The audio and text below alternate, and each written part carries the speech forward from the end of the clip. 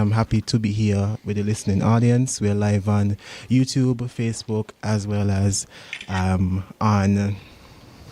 Radioland. Numbers to call are 662-1065, 465-6474, and 465-0546. This evening we have the members of the Youth Parliament, the St. Kitts National Youth Parliament Association, as well as a member from the National Youth Parliament Association of Antigua and Barbuda. And I'll allow them to introduce themselves and also to say just one fun fact about yourself, and also shout out one person that you think is listening. Could be your parents, your girlfriend, boyfriend, whoever. I will start with the visiting member of the Antigua contingent. Remember, you're on Radio Land. Good evening, everyone. My name is Romari Hughes, member of the National Youth Parliament Association of Antigua and Barbuda. Once served as GenSec. One fun fact about me, I was the first and only male general secretary of the association. And I do want to shout out my friend Taisha Emmanuel. Oh, shout out to Taisha. Yeah, shout out to Taisha. All right. So good night, everyone. My name is Akwanja Robinson, and I serve as the Public Relations Officer for the St. Kitts National Youth Parliament Association, SCNYPA. One fun fact about me, I'm not sure if it's fun, but I also serve as the male CARICOM Youth Ambassador for St. Kitts and Nevis. Mm-hmm. And I want to shout out, I don't even know who to shout out specifically, but shout out to anyone from SCNYPA that's on the live watching us. Awesome. Hi, good night, everyone. I am Kayla Penny, chair and member of SCNYPA, but chair of the training committee. One fun fact about me is that I am passionate about public speaking, and also I am a national debater.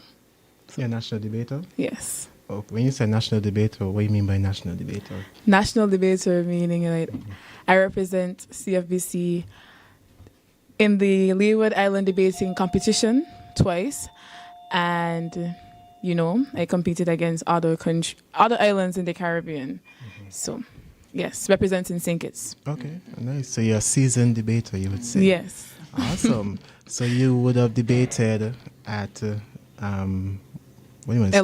Wednesday's debate. How was that? Tuesdays. Tuesdays, my bad. Apologies. Yes, it is. The days are flying so fast. Yes. I agree. Yeah, how was that? It was a really fun experience for me and a learning experience, as we were all able to listen to everyone's speech and really gain information about, the region and collective decisions, collective action, about sustainable development. And for me, the whole experience was really, a great opportunity and an eye-opener. Oh, yeah. Were you nervous? Yes, I was at first, but I got out of it. How did you overcome that nervousness? By embracing my script and really believing what I was saying, and then being able to, see the audience, see my colleagues really engaged and, showing support even on the opposition. They showed their support, and that really pushed me to have, a better performance. Nice. How about you, Akwande? How was it? Before I answer, I would just like to welcome my SCNYPA colleagues. Welcome. Good night, guys. Good night. Good night. Good night. Yes. Could you introduce yourself? Okay, good night, everyone. Introduce yourself, one fun fact, as well as anybody that you would like to shout out that you think could be listening on radio. Oh, wow. Okay. Yes. So, good night, everyone. I apologize for my lateness. That's my fine. name is Naomi Francis, and I am the treasurer for the St. Kitts National Youth Parliament Association. One fun fact about me, I love to bake and I love to cook. That's something that's close to my heart. Anybody I'd like to shout out? To all our SCNYPerians out there, the youth parliamentarians in Antigua and Barbuda, all of our supporters, my parents, our friends, just a big shout out to you guys, and a big thank you for the support that you all have given to us so far. Yes. Thank you. Thank you. Good night, everyone. I'm Mauriel Knight, the immediate past president of SCNYPA. and I served as speaker at yesterday's debate. A One very fun fact- forceful speaker. Sorry? A very forceful speaker. I tried not to. One fun fact is that I really love cricket. I don't think some people do know that, but I really, really enjoy cricket. I used to play when I was younger, but that didn't go very fast. So Okay. I now more enjoy just watching Yes. and critiquing. So how you feel about last night? No comment. But nail biters are always the best cricket matches. At least you get your money's worth Yes. out of the match. Yes. Awesome. And I'd just like to shout out all of the supporters of both associations, both here in Bastia, Charlestown, and in Codrington, St. John's, who would have supported us all along the way. And we read the comments, we enjoyed it, and we are enjoying the feedback. We're enjoying all that has come from this great collaboration between our two associations. Okay, awesome. Back to you, Kwanje. Could you repeat the question, Jalen? Yeah, basically, how was the experience? Was this your first time debating in the parliamentary style? Well, the debate yesterday was, a ranging experience. It was my first time debating in our National Assembly chambers, but it was honestly an opportunity of a lifetime for me. One, because I got to move the resolution that directly aligns with my passion for, environmentalism and sustainable development and the whole climate action agenda. It was inspiring to see us as young people mimic the actual roles and portfolios of not just national but neighboring island ministerial portfolios, and it was empowering. Yes. It was empowering to collectively champion a mandate that is not just important for us as small island developing states, but extremely important for us as young people trying to shift the paradigm. So that was the experience for me. Okay, and I know Skinniper usually does parliament sit-ins annually. This year was extra special as it was the inaugural Eastern Caribbean Youth Assembly. So Mario and Romario, could you tell me a bit about how that started out before we go into the topic? I'll let Romario start first. So I remember our first collaborative effort. It started in 2022. I can't remember what It was November. Right. So our first debate was in November. We did a sign-in of the joint agreement sometime in February or March.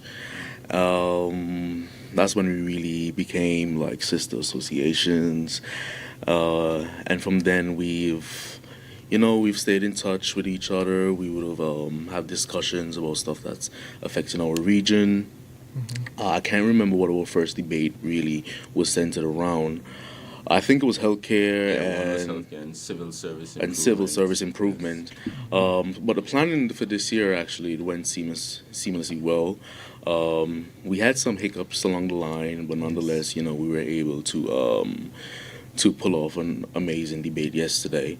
I must shout out the NYPAB delegation and also, of course, the Skiniperians who participated in the debate yesterday. I sat there and it was actually an amazing debate to watch. It was extremely informative.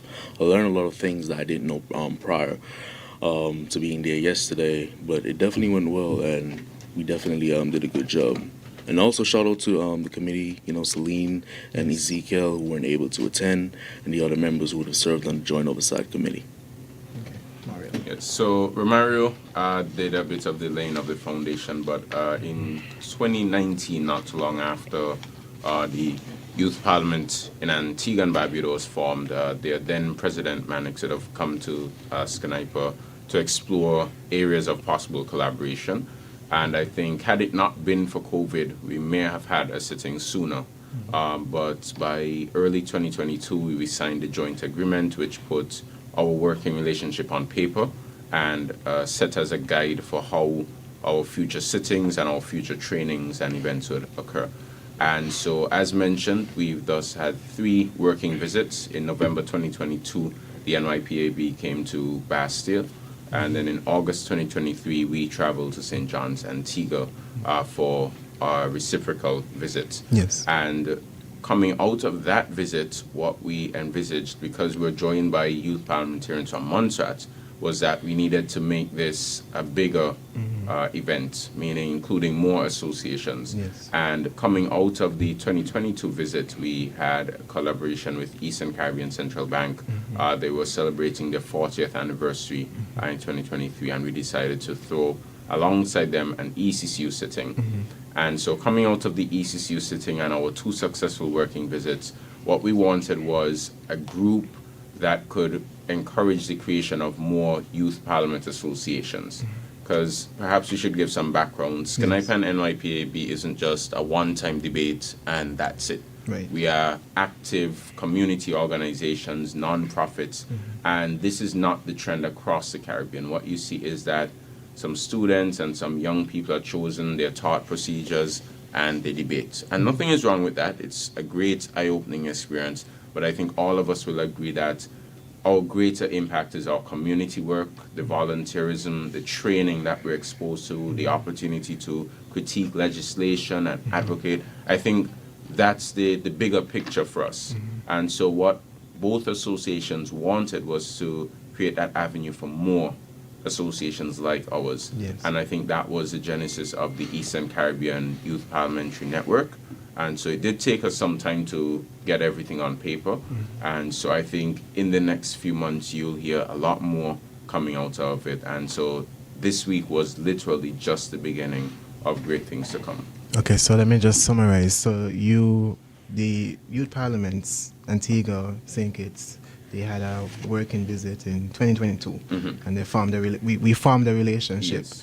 and we had 2 successful working visits. Then we had a ECCU sitting with the Eastern Caribbean Central Bank, Yes. where we had other youth parliaments. Yes, from all 8 territories, we and had 2 representatives. Okay, and then the realization was that, how should I say it, promoting like a fully fledged, non-partisan, non-profit parliaments across the region, because we want to replicate the same model where there's unfiltered voices, no sort of intervention and what's not. That's what I'm Correct, getting, right? yes. Okay. So what's the next plan? What's the next step with the network? Well, And who's a part of the network right now? for now, the network comprises SCNIPE and NYPAB. Okay. But we are in early talks. I can't let anything out of the bag. But we are in early talks with about 3 or 4 other territories, whether it is setting up youth parliaments or discussing with their existing youth parliaments how we could possibly change around their structures. That, of course, will be an uphill battle in some territories. But what's youth without a challenge? And if I What's could youth chime work in, without a if I could challenge? chime in Sure. also, in SCNIPE's PR about the sitting and the working visit overall, Senator Seville Francis of Grenada, Okay. who serves as the Minister of Youth at TAL, she would have inquired when is Grenada's turn instead of Antigua. And as you know, Grenada is a part of the Eastern Caribbean, so perhaps Grenada may be the next one. the next inductee into Yes. our Eastern Caribbean regional movement across the Youth Parliamentary Network. Okay. If I may. Sure. So I think where the challenge is going to come is it's not with hosting or inviting the other youth parliaments, but in getting the associations to the point where it can sign on to the agreement and adhere to the requirements of the agreement, because the aim, like is being reiterated, is to be non-partisan, non-governmental, Yes. to stand on your own and have your own voice. So I think part of the challenge is going to come, that Mario was talking about, is going to come from getting to that point where the governments, the organizations are willing to say, okay, we'll let the youth parliament stand on its own, and that you have people who are willing to come and put in the effort, put in the work to keep it going. And I really do look forward as much as it's a lot of work Yes. to having 3 or 4 more countries come in for us to host and have another amazing debate like yesterday. Okay, so I have a question. What's the key to, Skinep have been on for about 24 years, and NYPAB has been around for 6 years. 6 years. 6 Okay. years. So what's been the key to success in terms of keeping that model going? Well, perhaps the immediate past president can answer that question. Well, I think I could sum it up with one word: passion. Passion. Because when I joined Youth Parliament in 2019, that sounds like a long time ago. But Yeah. 2019, it was because I had learned about Youth Parliament in 2017. That's when St. Kitts and Nevis hosted the regional CPA conference, Commonwealth Parliamentary Association.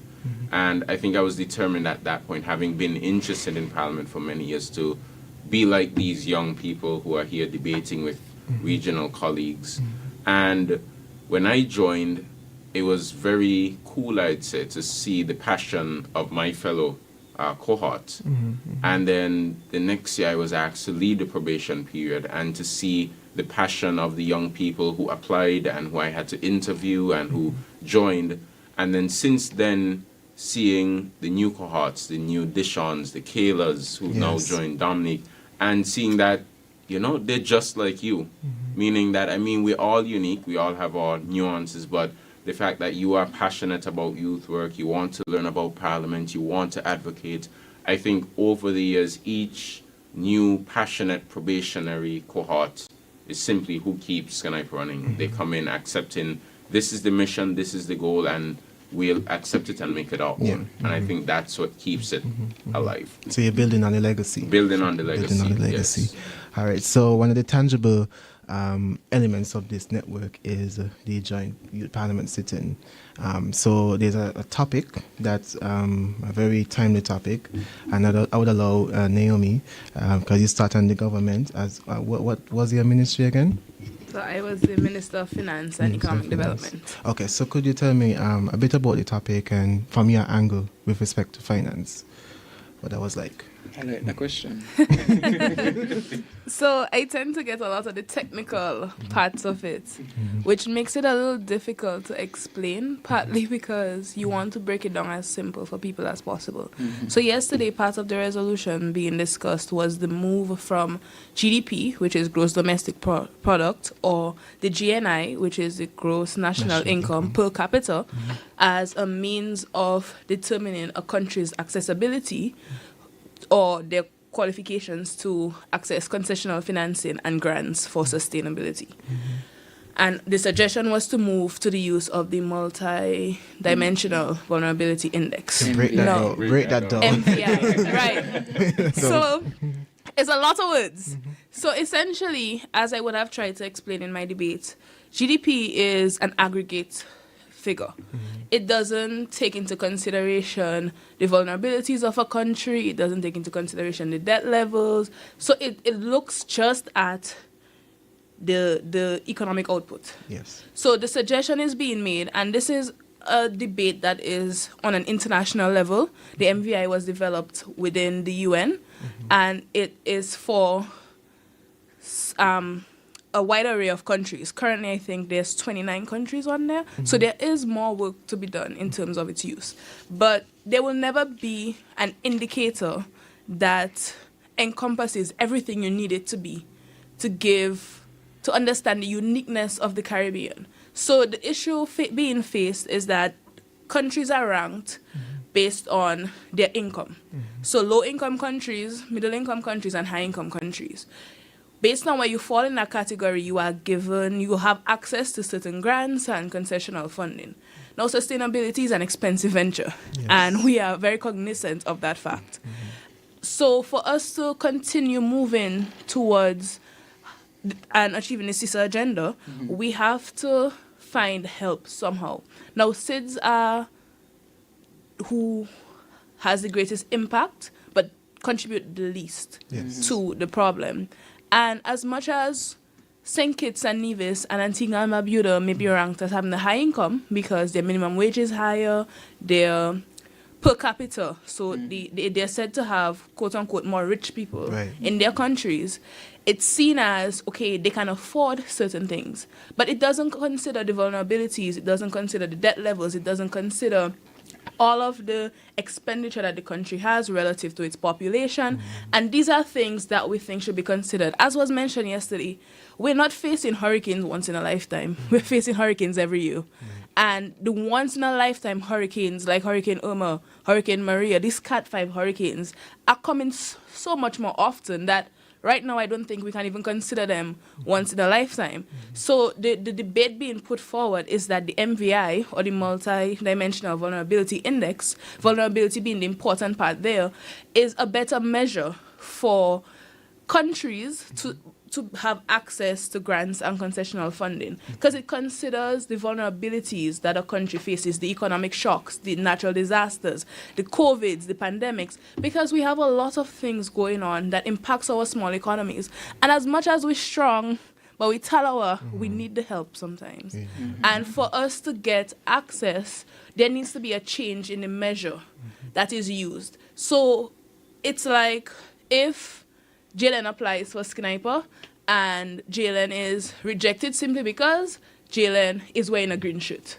So that's how it is when St. Kitts, Antigua and Barbuda applies for a grant. Simply because they say high income, they don't qualify. Now, measures to get grants go a bit stricter than, particularly sustainable and green financing, a bit stricter than regular grants, particularly because you want to ensure that the countries are moving in a direction that is sustainable and the practices are not counteracting each other.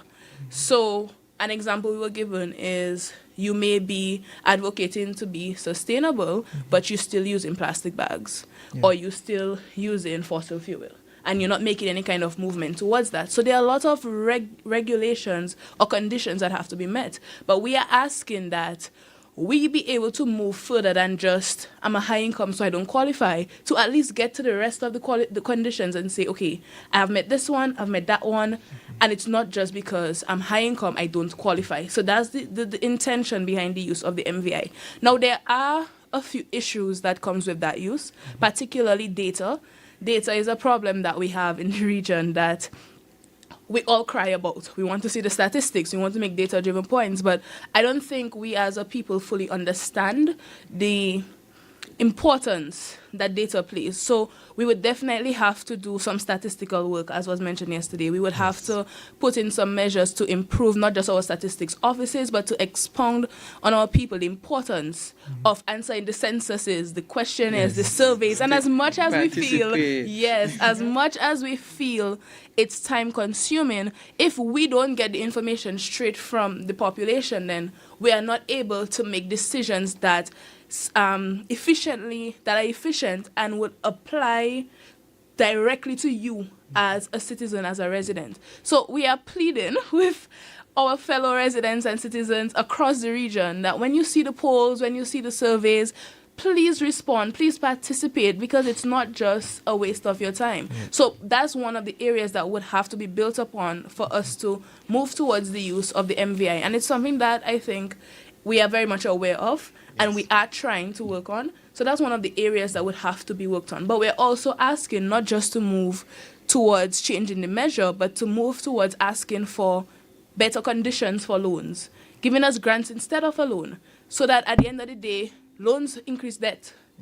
So we already have a debt portfolio. ECCB has a target where we want to be 60% of debt to GDP by 2030, 2035. Can't remember the exact date right now.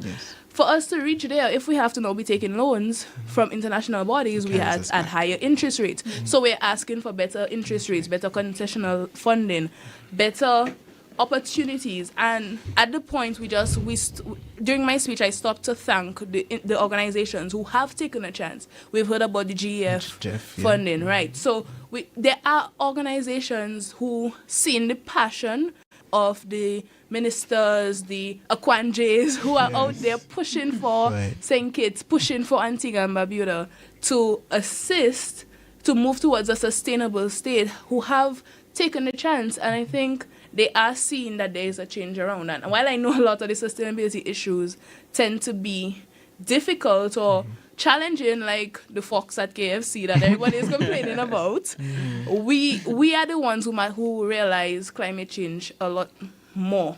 And the realities are already here. We feel how hot it is. So that was my job yesterday, to try to break down why we are suggesting this move from GDP to the MVI, what exactly the MVI includes, what are some of our issues, and what are the areas that we need to move towards. So I hope I was able to break down the technical part of it a little better. And saying all of that within 5 minutes, well, the speaker could tell you was very difficult. But I tried my best. And you did your best as well. Yes. So Naomi, so what I'm getting is this bill, resolution, more or less, is speaking about how can we get financing Correct. from international agencies. Currently, the international agencies rank us based off of GDP into high income, low income, middle income, yeah. etc. And you're saying that that's flawed. Well, that's the argument being put forward Okay, by yes. several of the governments and CARICOM and the international bodies, yes. And you're saying that we should change to this index that focuses on vulnerabilities such as. So the MVI considers not just vulnerabilities in the sense of environmental, but it also includes social vulnerabilities, social issues. It considers economic issues as well. So the economic part of it is not left out, but you just add on environmental and you add on the social aspect of it. So the climate and all of that. Oh, okay. Yes.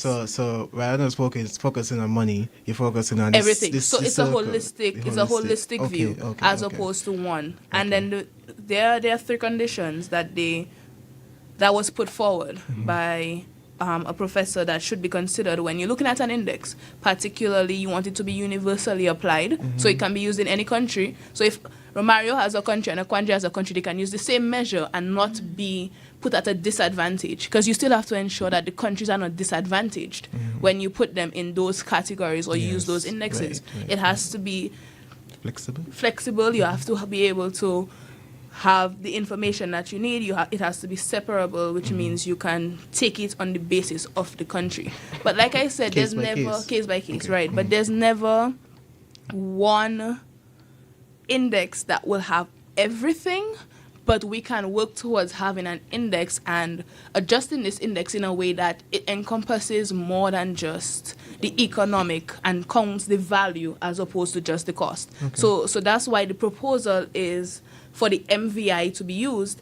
But granted, some countries will tell you there needs to be work done on the MVI, which is fine. But if we agree that, okay, we're changing the metric to be the MVI, we can now look at the MVI calculation and say, okay, how do we edit it? What in the structure? So there's a 100+ page document that gives you an outline of what the MVI calculations are and how you interpret it and everything. So at that point, if we now agree, okay, let's move towards the MVI, then we now look to see where do we go? How do we now adjust that MVI calculation? So we have environment, we have economic, we have social. What are we missing? What about the uniqueness of the smaller islands do we need to now put into that measure? Okay. So the MVI. So how do you think that you as a young person could advocate for the change from the traditional to the MVI? And I'll also let Akwanje and Kayla chime in there as well too. Well, for me, it starts where we started yesterday, by Agreed. discussing it on a platform that the Persons entire were world... listening. Of course, Okay. definitely. People were making a lot of comments that, like Mariel indicated, we really appreciate the feedback, because during the parliament sitting, we're not able to respond to the questions or the comments, but we do read them. So keep putting in the comments and the questions. We do consider them. But that's a way to start. You start by letting your voice be heard and not being afraid to speak, but speak in the right rooms and in an appropriate way. 2, for the organizations, the institutions, the government, the agencies who are advocating, to bring young people in, to allow them to be part of the mission. And I think the biggest part of that is public education, because if we don't understand what we're advocating for and the purpose of what we're advocating for, then we can never truly back it. So Akwanje will kill me for saying this, but Akwanje at heart is sustainability. He lights up when you talk about sustainability. because he See, you lighten up right understands. now. He understands what it is he's fighting for and why he is fighting for. And I think a lot of the debaters yesterday brought out those points. When you talk about the move that you had to see after hurricanes, when you talk about sinking islands, imagine our island sinking. You're losing the culture, the St. Kitts and Nevis you love, the Antigua and Barbuda you love, the Grenada you love.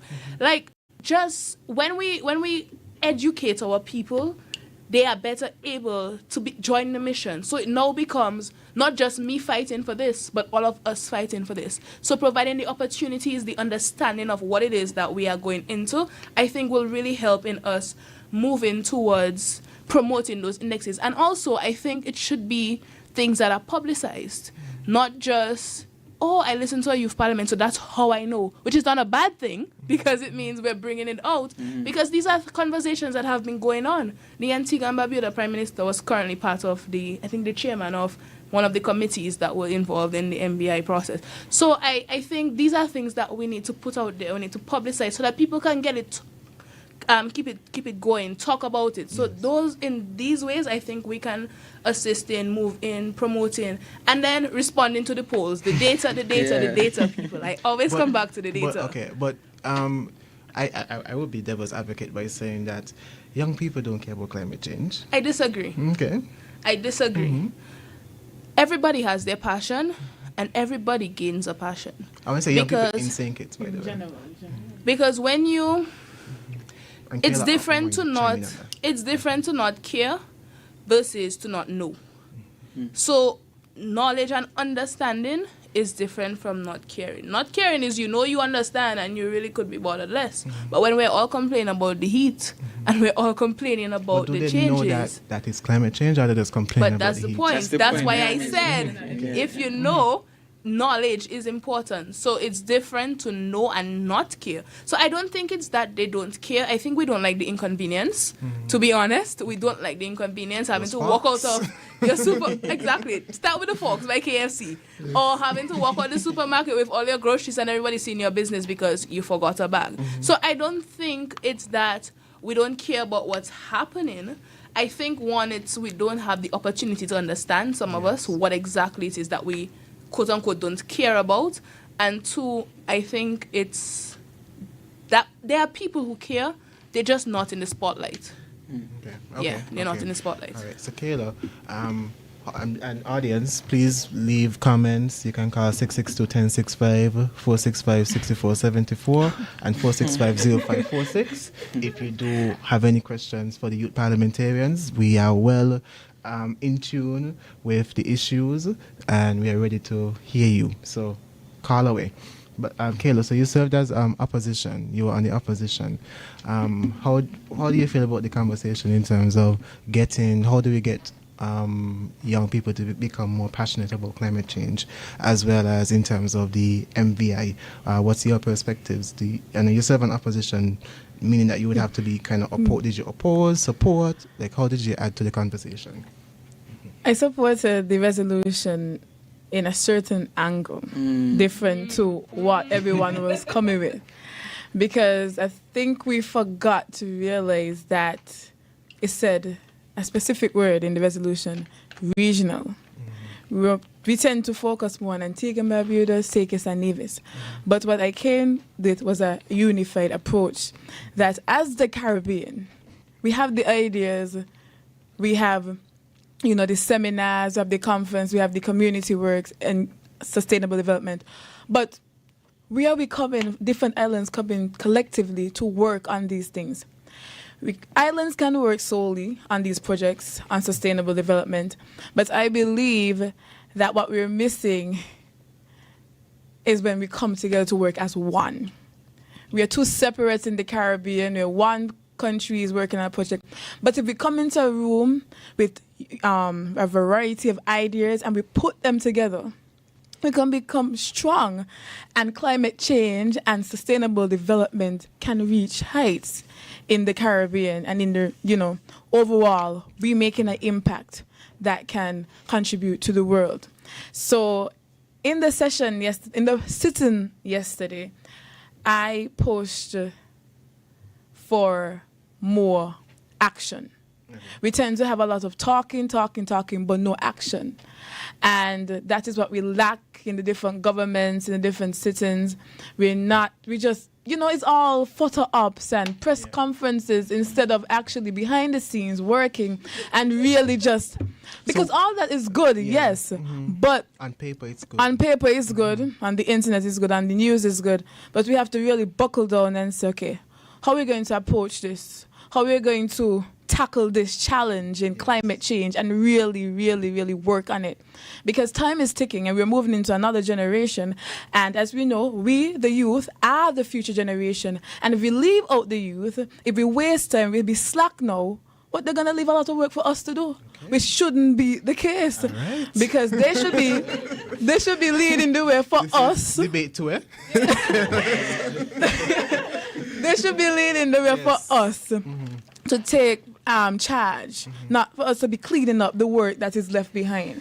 So I'm really proud of each individual that really, stood up and spoke on behalf of St. Kitts and Nevis, spoke on behalf of the Caribbean, because there's coming a time where it's going to be us at the forefront working.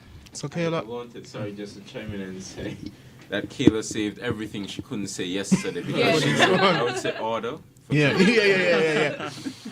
So, Kayla, something that jumped out at me is in terms of it's not as if you're saying that young people are distrustful of when governments, leaders say that they're going to do something and they don't do it. And this resolution is built off of the Sustainable Island State Agenda, as well as the ABAS, which is Antigua and Barbuda Agenda for SIDS. SIDS is the Small Island Developing States, correct. My question is, I know that we have a national agenda with the SIDS, with the, what do you call it again? CISO and the ABAS. This is also for you to chime in as well. How do you feel, or what do you think is the responses from young people with respect to the agenda? There's no interest, much interest that we, we would want for it to be. But honestly, it's sad. In this generation, some young persons, I would say some, are not really interested. Now, you may say, it's not that they don't care. It's that they're not educating themselves. But in order for you to educate yourself, you have to have interest. True. Or you're going to sit there and be, not educated about these certain topics. So it's like, as we mentioned, the KFC example, they won't see that as climate change. They see that as an inconvenience towards them eating their food, instead of actually sitting down and gaining the knowledge and, okay, how does climate change come into perspective with this that is happening in St. Kitts and Nevis? But the sad reality is the young people have to really, in this time, not just look at the news and hear, oh, a hurricane is passed on the weekend.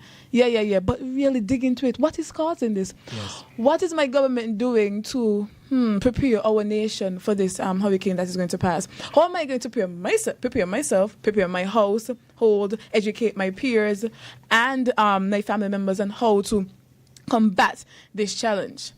But in this case, I'll be honest with you, we have a lot of work to do as a Sustainable Island Development State, and also because we are at the forefront and we have the voices, we're in the rooms to speak on their behalf. This is time for us to be the models for them to say, okay, I really have to look into this. Yes. I really have to, educate myself. So that is why we're here, to show them this is what we have to do in the time and generation that we're moving into. Okay, so Romario, the ABAS is similar to what St. Kitts is having. So could you tell me what the youth in Antigua, how do they feel about the ABAS, and if you can share? In Antigua, I must say, I don't believe there's much education, or like the youth are not being educated really on climate change and the importance of all of these different aspects of it. Personally, I wasn't much in the know when it came to like certain stuff. When it came to like climate change, as I said, I learned a lot yesterday during the debate, because prior I really didn't know much. But not to tune away from that, there's a part of the resolution, especially the financing section of it, And I have a question for the Minister of Finance. Uh, Which minister? no, the one that's right here, madam. Because I was about to say. So yeah, my question. So in the absence of us like being able to access these type of finance, like is there like a plan B? Because yesterday during the debate, we want this MVI, but like in the absence of that and like us being able to join that type of table, I'm going to refer to it as, like what is a plan B? Like is there like an environmental protection tax that could be implemented, or like a fund where hotels and different individuals could contribute to, and then our islands could like utilize this fund to combat climate change? Because I must say, like, when we do take out these loans, like it's really us who, long term, we are the ones who have to deal with all of that when we actually, get into office, and then like our kids would also have to deal with that as well. And me personally, I just hate when our government has to keep on like borrowing funds, and because I know like there's a long term effect when it comes to it. So yeah, what is the plan B? Okay. So to address your question, you're making me feel like I'm the actual minister of finance. So initially, I would have mentioned that the desire is for us to have more access to grants as opposed to concessional loans, which is what we try. I believe the islands are trying to achieve, getting grants instead of loans. So Plan B is always one, reallocation of funds. But that's a little tricky in the sense of you have so many commitments that you have to really consider where the funds go.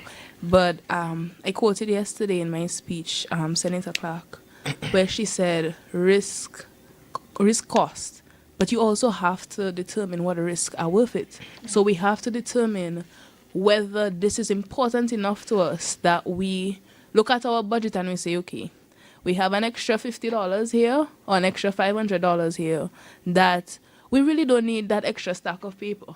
Let's see what we can reallocate. So Plan B is one, reallocation of funds, if possible. Two, policy measures. So like you would have mentioned, environmental tax, going on public campaigns to get persons to be willing to donate, to buy into the vision. Three, outside funding.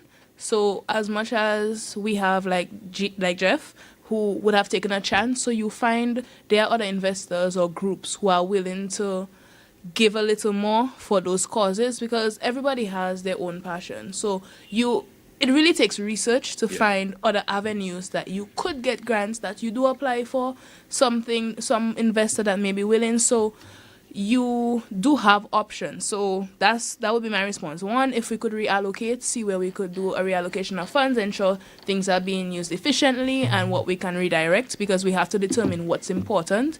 Two, look at policy options, look at what, and this is not me saying to tax the people more. Let's put it out there. But you could put an environmental tax on vehicles coming in that are not electric, that are not environmentally friendly, that burn more diesel and, So those are considerations.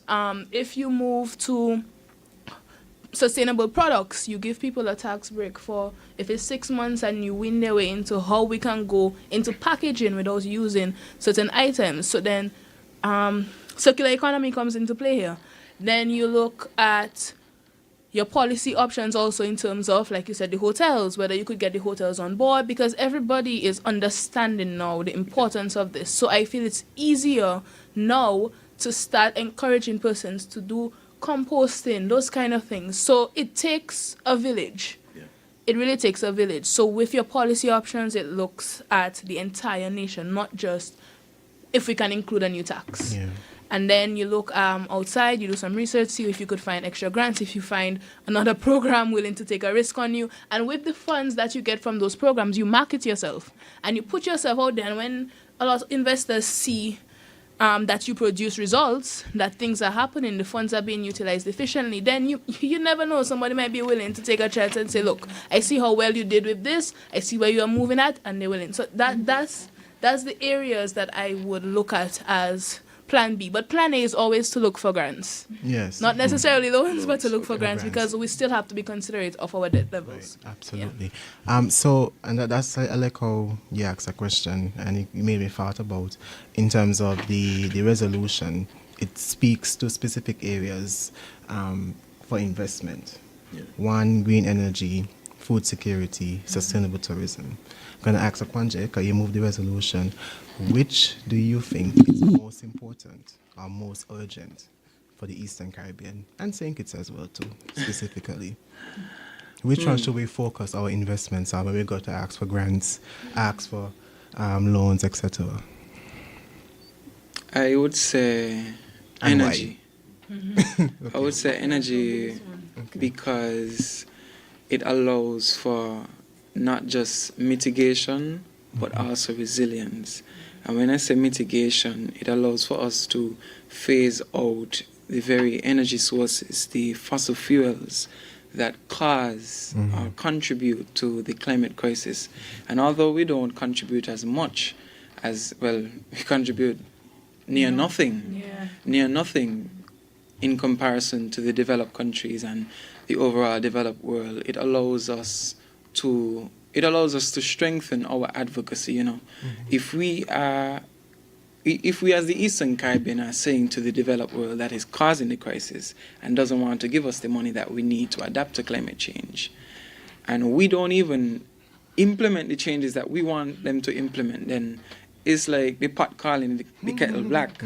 So it would be important for us to beg for the money for green energy transition in that regard.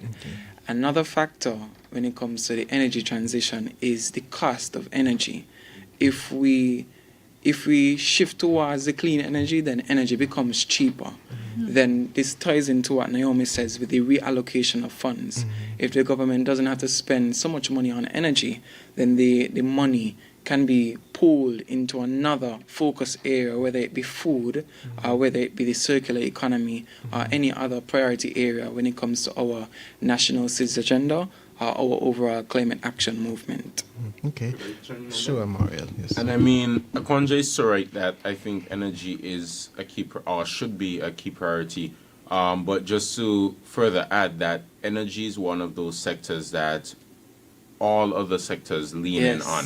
Right. I mean, even if you look at some of Everything the other needs options you give energy. him, we can't have water if we don't have Yes. energy. We need power for the wells, we need power for the desalination plants, we need power to keep the pumps running to get the water to our homes. So it's like killing two birds with one Exactly. stone. And without water, we Trickles can't down. have agriculture, we can't have farms. So it's like as you solve one issue, you're solving all the other issues, as you said, trickling down to create that resilience that Akwanje mentioned. I think another thing that we have to recognize is that when we depend so heavily on fossil fuels, especially those that we can't supply ourselves, we make ourselves susceptible to the shocks Yes. of the international arena. Right. And I mean, you have to look no further than during COVID when demand for the oil barrel dropped so low that it was more expensive to produce oil than to sell it. And when you look at where we are now, as the price continues to rise, it's those rise and falls that I think affects us so much. Because yes, we're talking about reallocating savings, but you could on the reverse look at reallocating because you didn't expect the price to go up so high. Right. Yeah. And you now have to stop a program or a project that would have directly impacted people just so that lights can stay on. To pivot. And so exactly, pivoting. So I think as we solve energy, we open ourselves to solve so many of the other issues that we may not even realize come because of our susceptibility. Yeah. Okay. If I Sure. Okay. Right. I just wanted to, as Akwanje spoke to that, to put a plug in here that patience is important in this as well. Because yesterday a member would have spoken and said that they keep hearing about this geothermal and this sustainable energy. But I think we need to understand that these things take time. And we are new in this. We have professionals helping us with this. And you always come across challenges in projects that you may not have ever expected. Yeah. So as much as I'm not saying that it's going to take 600 years, but when we hear there's a delay, let's not say, again, so long this thing going on. But we had to understand that this is a new area for us. And we have to also understand that things take time. So And I think, money. and money. And like Akwanje said, when you apply for a grant and it takes a year to get the money, we can't move on certain things until you have the funds, Yeah, because you don't have it anywhere else. So sometimes being stagnant and lack of immediate implementation is not because you don't want to get it done, but it's because you have a problem you didn't cater for, or you didn't expect the funds to take that long. So I think part of this is we have to be patient with the change, because you cannot change overnight. But Naomi, I just wanted to say, right? I know we are 3 minutes into the before we have to wrap up. But I think that all of that sounds good and everything, but as a common person, I wouldn't know that. I don't know that. All I'm seeing is I want to launch a geothermal thing since 2005 or whatever, using an example. That's over 20 years now that we've been talking about geothermal financing, but we're not hearing that. We're hearing lots of words, lots of talks, no transparency, basically. So I understand that completely. So, Jalen, if I may, You should, you can. this goes back to my mantra. Public education Yes. is important. And I believe in saying, so now the project has started in several countries. Dominica is working on its geothermal, it's working on water, hydro. You have St. Kitts working on geothermal in Nevis. I think a lot of the problems we're having could be fixed if we educate the public. I agree. Let people know what's going on so that we know, okay, we wait in another 5 years because the engineer came up with a problem. And there are certain things you don't need to say to the public, right? Right. You have to know what you say. But I can understand where you are, but my point of view is coming from the project has started. When a project starts, it doesn't take 2 days. Right. So we have to have some patience in this transition, which is why the end date is 2040, not 2027, because we have to be realistic. So I think patience in that sense of it, and going back to the public education, that always be my mantra. Public education saves us a lot of trouble. I agree. Kayla. Oh, okay. I was something Mario mentioned about the oil. It brought back to my memory a suggestion I made yesterday concerning the Caribbean Green Energy Grid, creating that. So I would like to share what I was trying to bring across is that to reduce our dependence on imported oil, we will then have a shared network that creates a buffer against energy shocks when disaster strikes. So as I said yesterday, if a hurricane knocks on, so he on implementing different strategies. So just wanted to add that. Good interjection. All right, so we're at the top of the hour, 9 o'clock. So my final question. Y'all have me in the hot seat tonight. Well, as I mentioned earlier, for the ECYPN, it's over the next few months charting our strategy. It would be very insane, I would say, to approach it blind and just try to make it up as we go. So I think it's more to sit down, both associations, and carve out, just as we did with the joint agreement, where do we go from here? And have that plan on paper so that we can have measurable and attainable goals in a timely manner. And I think as well too, it's keeping that engagement going, building on this momentum with those other countries. Akwanje mentioned Grenada and those who we are speaking with, so that we don't let the momentum die. Because as I said, it takes passion, it takes a desire to continue legacy, to keep these associations growing. And if we have that passion sparked and we lose that spark, I fear that we'll stay the night without a fire burning to keep us warm. So I think it's to just keep that energy and keep that momentum going. In terms of the resolution, as per the ECYPN agreement, it will now be passed to the President's Committee, and they will review it. And it's my hope, at least, Who forms the that President's Committee? President's Committee is comprised of both presidents, so that's SCNIPA and NYPAB. And as we add associations, the presidents of those groupings will be added as well. So they provide strategic direction for the network. Okay. And they are supported by a core that has come out of the JOC, but that core will be executive members and senior members of both associations. So myself, Romario, Naomi, Amelia, yourself as well too, Deshaun, Jessica, Hassani. I'm hoping I'm not forgetting anyone. This Celine, this is And Celine, sorry, Celine. Celine and Ezekiel as well too. So my hope at least is that we'll be able to take the resolution, add some brief action plans, and present it to both ministers of environment in both islands, and just have a sit down, a summary, just as we're doing now, and have that realistic youth view portrayed to them, so that we can continue to have young people at the table driving these discussions. Because I think with that passion will come realized change, and we have to just keep the fire burning if we want to see real results. Yes, absolutely. Any other final words? What do you want to see coming out of this assembly, youth assembly? Well, I think Mario summed it up really nicely.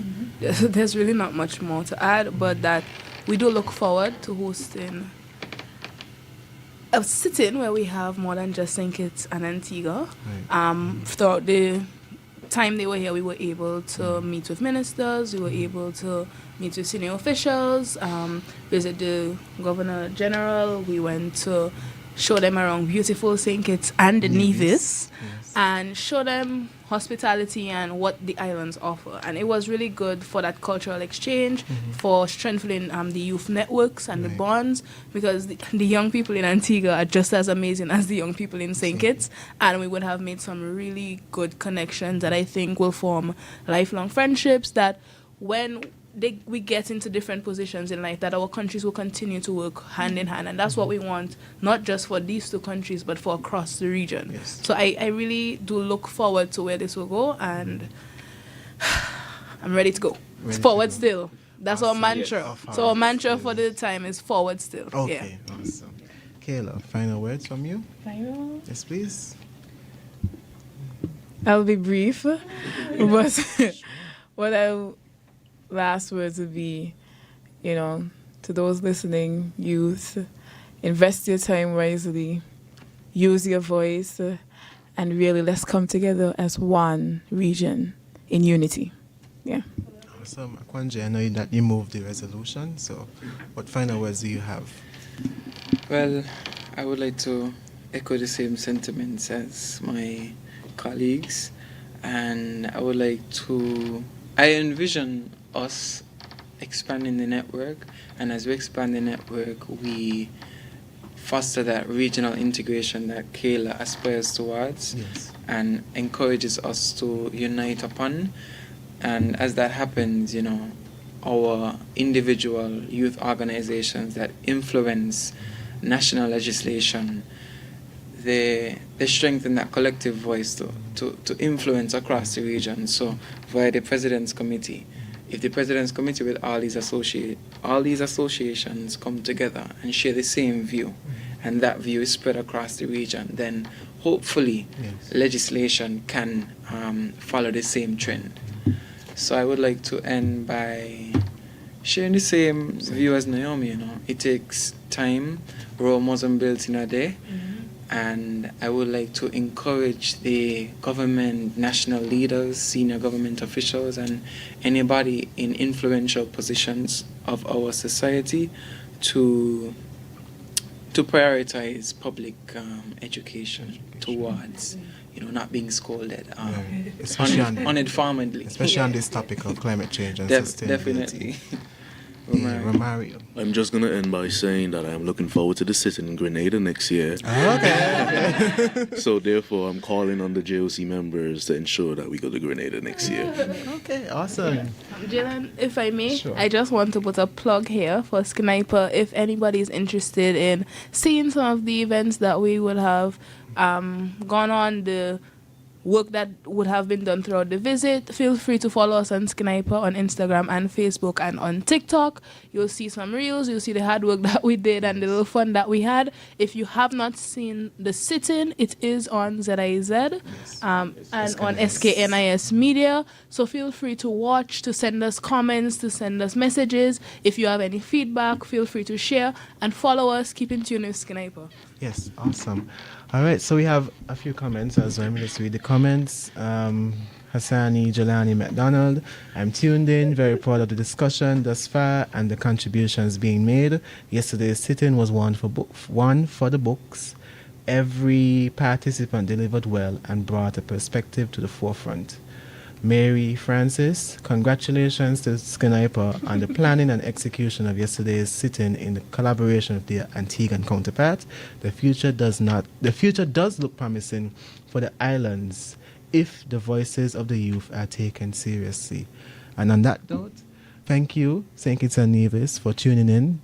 This evening we had the St. Kitts National Youth Parliament Association as well as the National Youth Parliament of Antigua and Barbuda, who would have had a working visit starting from last week Saturday and ending on this morning. And a highlight of that event was a youth parliament sitting where they would have discussed getting how can we change the metrics for getting financing from international agencies as we are threatened by climate change and disasters, etc. Moving from an income perspective to incorporating income as well as the society as well as the environment in that aspect.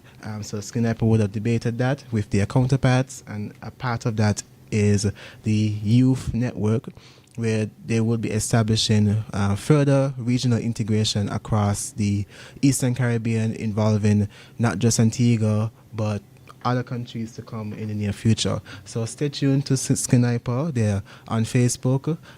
Any other members as well, they'll be willing to speak to you, have a conversation, so feel free to do that as well. Until next time, I hope you have a good evening and good night. I don't know how to work this again.